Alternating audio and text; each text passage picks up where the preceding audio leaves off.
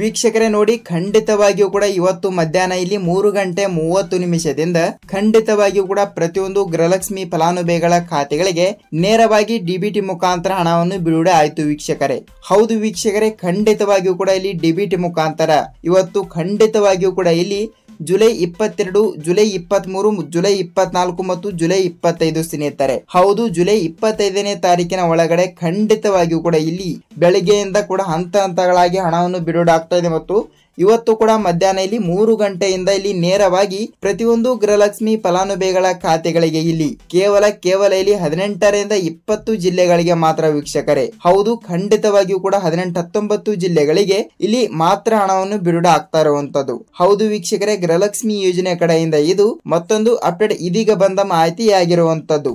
ಹೌದು ವೀಕ್ಷಕರೇ, ಖಂಡಿತವಾಗಿಯೂ ಕೂಡ ಇಲ್ಲಿ 18ರಿಂದ 19 ಜಿಲ್ಲೆಗಳಿಗೆ ಮಾತ್ರ ಹಣವನ್ನು ಬಿಡುಗಡೆ ಮಾಡುತ್ತಾರ ಅಂತ ನೀವು ಕೇಳಬಹುದು. ಹೌದು ವೀಕ್ಷಕರೇ, ಇದು ಯಾವುದೇ ರೀತಿಯಾಗಿಯೂ ಕೂಡ ಫೇಕ್ ಅಲ್ಲ. ಸೊ ಖಂಡಿತವಾಗಿಯೂ ಕೂಡ ತಪ್ಪದೆ ಇದು ಇದೀಗ ಬಂದ ಮಾಹಿತಿ ಆಗಿರುವುದರಿಂದ ಖಂಡಿತವಾಗಿಯೂ ಕೂಡ ಇಲ್ಲಿ ಖುದ್ದಾಗಿ ಮಹಿಳಾ ಮತ್ತು ಮಕ್ಕಳ ಕಲ್ಯಾಣ ಅಭಿವೃದ್ಧಿ ಇಲಾಖೆಯ ಸಚಿವೆಯಾಗಿರುವ ಲಕ್ಷ್ಮಿ ಹೆಬ್ಬಾಳ್ಕರ್ ಅವರು ಮತ್ತು ರಾಜ್ಯದ ಮುಖ್ಯಮಂತ್ರಿಯಾಗಿರುವ ಸಿಎಂ ಸಿದ್ದರಾಮಯ್ಯ ಸರ್ ಅವರು ಮತ್ತು ರಾಜ್ಯದ ಉಪಮುಖ್ಯಮಂತ್ರಿಯಾಗಿರುವ ಇಲ್ಲಿ ಡಿ.ಕೆ. ಶಿವಕುಮಾರ್ ಸರ್ ಅವರು ಕೂಡ ಇಲ್ಲಿ ಎಲ್ಲರೂ ಕೂಡ ಒಂದೊಂದು ಮಾಹಿತಿ ಕೊಟ್ಟಿರುವಂತದ್ದು ಸ್ನೇಹಿತರೆ. ಹೌದು, ಖಂಡಿತವಾಗಿಯೂ ಕೂಡ ಇಲ್ಲಿ ಹಣವನ್ನು ಬಿಡುಗಡೆ ಆಗುತ್ತದೆಯೇ ಇಲ್ವಾ? ಸೊ ಇಲ್ಲಿ ಯಾವ ಜಿಲ್ಲೆಗಳಿಗೂ ಕೂಡ ಹಣವನ್ನು ಬಿಡುಗಡೆ ಮಾಡುತ್ತಾರೆ. ಸೊ ಖಂಡಿತವಾಗಿಯೂ ಕೂಡ ರಾಜ್ಯದಲ್ಲಿ ಇರುವಂತಹ 30ರಿಂದ 31 ಜಿಲ್ಲೆಗಳು ಇರುವ ಕಾರಣದಿಂದ ಪ್ರತಿಯೊಂದು ಜಿಲ್ಲೆಗಳಿಗೂ ಕೂಡ ಇಲ್ಲಿ ತಪ್ಪದೆ ಹಣವನ್ನು ಬಿಡುಗಡೆ ಆಗುತ್ತದೆಯೇ ಇಲ್ವಾ ಅಂತ ನಾವು ಈ ವಿಡಿಯೋದಲ್ಲಿ ಸಂಪೂರ್ಣವಾದ ಮಾಹಿತಿಯನ್ನು ತಿಳಿದುಕೊಳ್ಳುತ್ತಾ ಹೋಗಬಹುದು. ಮತ್ತು ಇಲ್ಲಿ ಯಾವ ರೂಲ್ಸ್ ಗಳು ಕೂಡ ಫಾಲೋ ಮಾಡಬೇಕು ಅಂದರೆ ಕರ್ನಾಟಕದಲ್ಲಿ ಈಗಾಗಲೇ 1,40,00,000 ಗೃಹಲಕ್ಷ್ಮಿ ಫಲಾನುಭವಿಗಳು ಅಂದಾಜಾಗಿ ಇರುವಂತದ್ದು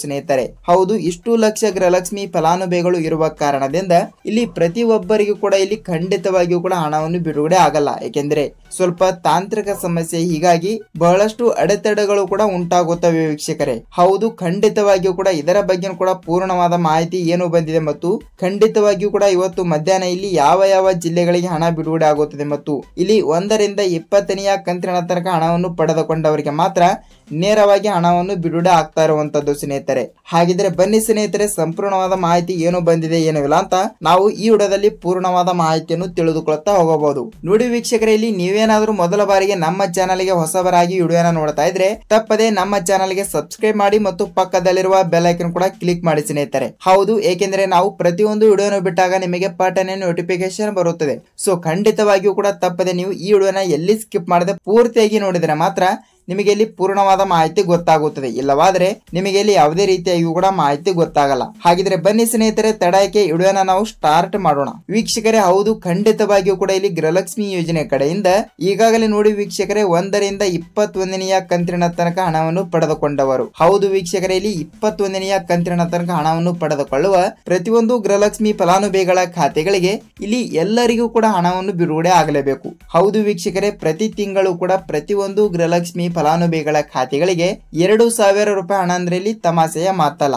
ಹೌದು, ಇಲ್ಲಿ ಈಗಾಗಲೇ 1ರಿಂದ 20ನೇ ಕಂತಿನ ತನಕ ಹಣವನ್ನು ಬಿಡುಗಡೆ ಆಗಿರುವಂತದ್ದು. ಹೌದು ವೀಕ್ಷಕರೇ, ಇಲ್ಲಿ 1ರಿಂದ 20ನೇ ಕಂತಿನ ಹಣ ಅಂದ್ರೆ ಇದು ತಮಾಷೆಯ ಮಾತಲ್ಲ. ಹೌದು, ಖಂಡಿತವಾಗಿಯೂ ಕೂಡ ಇಲ್ಲಿ ರಾಜ್ಯದಲ್ಲಿ ಇರುವಂತಹ ಅಂದಾಜಾಗಿ ಇಲ್ಲಿ 30ರಿಂದ 31 ಜಿಲ್ಲೆಗಳಲ್ಲಿ ಇರುವಂತಹ 1,35,00,000 ಗೃಹಲಕ್ಷ್ಮಿ ಫಲಾನುಭವಿಗಳು ಇರುವ ಕಾರಣದಿಂದ ಇಲ್ಲಿ ಕಂಪಲ್ಸರಿಯಾಗಿ ಕೂಡ ಈಗಾಗಲೇ 1ರಿಂದ 20 ಕಂತಿನ ತನಕ ಹಣವನ್ನು ಬಿಡುಗಡೆ ಆಗಿರುವಂತದ್ದು. ಹೌದು ವೀಕ್ಷಕರೇ, 1ರಿಂದ 20ನೇ ಕಂತಿನ ತನಕ ಹಣವನ್ನು ಪಡೆದುಕೊಂಡವರಿಗೆ ಮಾತ್ರ ಇಲ್ಲಿ 21ನೇ ಕಂತಿನ 2,000 ಮತ್ತು 22ನೇ ಕಂತಿನ ಕೂಡ 2,000. ಸೊ ಎಷ್ಟಾಯ್ತು? ಇಲ್ಲಿ 4,000 ರೂಪಾಯಿ ಹಣ ಆಯ್ತು. ಹೌದು ವೀಕ್ಷಕರೇ, 4,000 ರೂಪಾಯಿ ಹಣವನ್ನು ಆಗ್ತಾ ಇರುವುದರಿಂದ ಇಲ್ಲಿ ಖಂಡಿತವಾಗಿಯೂ ಕೂಡ ಯಾವ ಜಿಲ್ಲೆಗಳಿಗೆ ಹಣ ಬಿಡುಗಡೆ ಆಗುತ್ತದೆ ಅಂತ ಬಹಳಷ್ಟು ಫಲಾನುಭವಿಗಳು ಕೂಡ ಕೇಳ್ತಾ ಇರುವಂತದ್ದು ಸ್ನೇಹಿತರೆ. ಹಾಗಿದ್ರೆ ನಾನು ಮೊದಲಿಗೆ ಹೇಳಿರುವ ಹಾಗೆ 18ರಿಂದ 20 ಜಿಲ್ಲೆಗಳಿಗೆ ಮಾತ್ರ ಹಣವನ್ನು ಬಿಡುಗಡೆ ಮಾಡುತ್ತಾರಾ ಅಂತ ನಾನು ಮೊದಲಿಗೆ ಹೇಳಿರುವೆ. ಹಾಗಿದ್ರೆ ಬನ್ನಿ ಸ್ನೇಹಿತರೆ, ಇಲ್ಲಿ ಮೊದಲಿಗೆ ನಾವು ಜಿಲ್ಲೆಗಳನ್ನು ಯಾವ ಅಂತ ತಿಳಿದುಕೊಳ್ಳುತ್ತಾ ಹೋಗೋಣ ಮತ್ತು ಕೊನೆಯಲ್ಲಿ ಇಲ್ಲಿ ಯಾವ ರೂಲ್ಸ್ ಗಳು ಕೂಡ ಫಾಲೋ ಮಾಡಿದರೆ ಹಣ ಬರುತ್ತದೆ ಅಂತ ಅದನ್ನು ಕೂಡ ಸ್ವಲ್ಪ ನಾವು ತಿಳಿದುಕೊಳ್ಳುತ್ತಾ ಹೋಗೋಣ. ಹಾಗಿದ್ರೆ ಬನ್ನಿ ಇಲ್ಲಿ ಜಿಲ್ಲೆಗಳನ್ನು ಕೂಡ ಯಾವ ಅಂತ ತಿಳಿದುಕೊಳ್ಳುತ್ತಾ ಹೋಗೋಣ.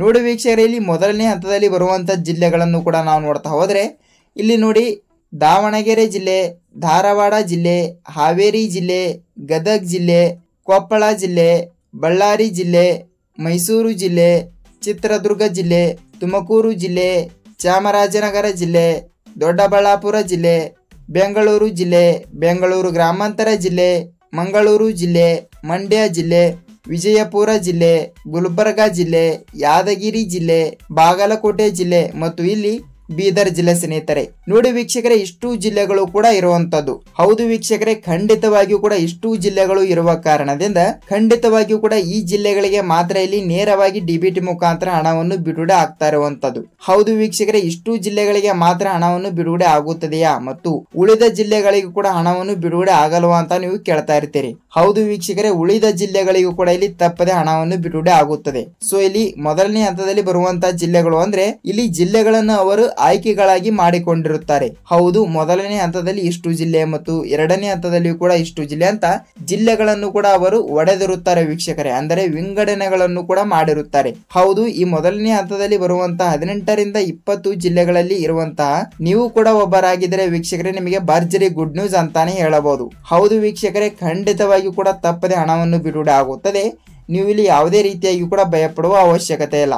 ನೋಡಿ ವೀಕ್ಷಕರೇ, ಇಲ್ಲಿ ಯಾವ ಯಾವ ಜಿಲ್ಲೆಗಳು ಅಂತ ಗೊತ್ತಾಯ್ತು. ಸೊ ಖಂಡಿತವಾಗಿಯೂ ಕೂಡ ತಮ್ಮಲ್ಲಿ ಒಂದೇ ಒಂದು ರಿಕ್ವೆಸ್ಟ್, ಈ ವಿಡಿಯೋನ ಇಷ್ಟವಾದರೆ ಒಂದೇ ಒಂದು ಲೈಕ್ ಮಾಡಿ ಸ್ನೇಹಿತರೆ. ಹೌದು, ಏಕೆಂದ್ರೆ ನೋಡಿ ನಾವು ಪ್ರತಿಯೊಂದು ವಿಡಿಯೋನ ಮಾಡಲು ಬಹಳಷ್ಟು ರಿಸರ್ಚ್ ಮಾಡ್ತಾ ಇರ್ತೀವಿ. ಸೊ ಖಂಡಿತವಾಗಿಯೂ ಕೂಡ ನಿಮ್ಮಿಂದ ಬಯಸೋದು ನಾವು ಒಂದೇ ಒಂದು ಲೈಕ್ ಮಾತ್ರ ವೀಕ್ಷಕರೇ. ಹೌದು, ಖಂಡಿತವಾಗಿಯೂ ಕೂಡ ವಿಡಿಯೋನ ಇಷ್ಟವಾದರೆ ಒಂದೇ ಒಂದು ಲೈಕ್ ಮಾಡಿ ಮತ್ತು ಯಾವ ಯಾವ ರೂಲ್ಸ್ ಗಳು ಕೂಡ ಫಾಲೋ ಮಾಡಿದರೆ ಹಣ ಬರ್ತದೆ ಅಂತ ಬಹಳಷ್ಟು ಫಲಾನುಭವಿಗಳು ಕೂಡ ಕೇಳ್ತಾ ಇರುವಂತದ್ದು. ಸ್ನೇಹಿತರೆ ನೋಡಿ, ಇಲ್ಲಿ ನಾವು ರೂಲ್ಸ್ ಗಳನ್ನು ಕೂಡ ನೋಡ್ತಾ ಹೋದ್ರೆ ಇಲ್ಲಿ ನೋಡಿ ನಿಮ್ಮ ರೇಷನ್ ಕಾರ್ಡ್ ಚಾಲ್ತಿ ಇದೆಯಾ ಇಲ್ವಾ ಅಂತ ನೀವು ಒಂದು ಸಲ ಪರಿಶೀಲಿಸಬೇಕು. ಹೌದು ವೀಕ್ಷಕರೇ, ನಿಮ್ಮ ರೇಷನ್ ಕಾರ್ಡ್ ಚಾಲ್ತಿ ಇದ್ದರೆ ಮಾತ್ರ ನೀವು ತಪ್ಪದೆ ಗೃಹಲಕ್ಷ್ಮಿ ಯೋಜನೆ ಕಡೆಯಿಂದ ಹಣವನ್ನು ಪಡೆದುಕೊಳ್ತೀರಿ. ಯಾಕೆಂದ್ರೆ ಇಲ್ಲಿ ರೇಷನ್ ಕಾರ್ಡಿನ ಮೇಲೇನೆ ಗೃಹಲಕ್ಷ್ಮಿ ಆಗಲಿ, ಅನ್ನಭಾಗ್ಯ ಆಗಲಿ ಮತ್ತು ಇನ್ನಿತರ ಹಣವನ್ನು ಕೂಡ ನೀವು ಪಡೆದುಕೊಳ್ಳಬಹುದು. ಮತ್ತು ಇಲ್ಲಿ ಖಂಡಿತವಾಗಿಯೂ ಕೂಡ ನೀವು ಸೀಡಿಂಗ್ ಮಾಡಿಸಬೇಕು ಸ್ನೇಹಿತರೆ. ಹೌದು ಹೌದು ಹೌದು, ಖಂಡಿತವಾಗಿಯೂ ಕೂಡ ನೀವು ಈ ಒಂದು ಕೆಲಸವನ್ನು ತಪ್ಪದೆ ಮಾಡಲೇಬೇಕು. ಇಲ್ಲವಾದ್ರೆ ನಿಮಗೆ ಇಲ್ಲಿ ಯಾವುದೇ ರೀತಿಯಾಗಿ ಕೂಡ ಹಣನೂ ಬರಲ್ಲ, ಏನೂ ಬರಲ್ಲ. ಸೊ ಖಂಡಿತವಾಗಿಯೂ ಕೂಡ ನೀವು ಇನ್ನೂ ತನಕ ನಿಮ್ಮ ಬ್ಯಾಂಕಿಗೆ ಹೋಗಿ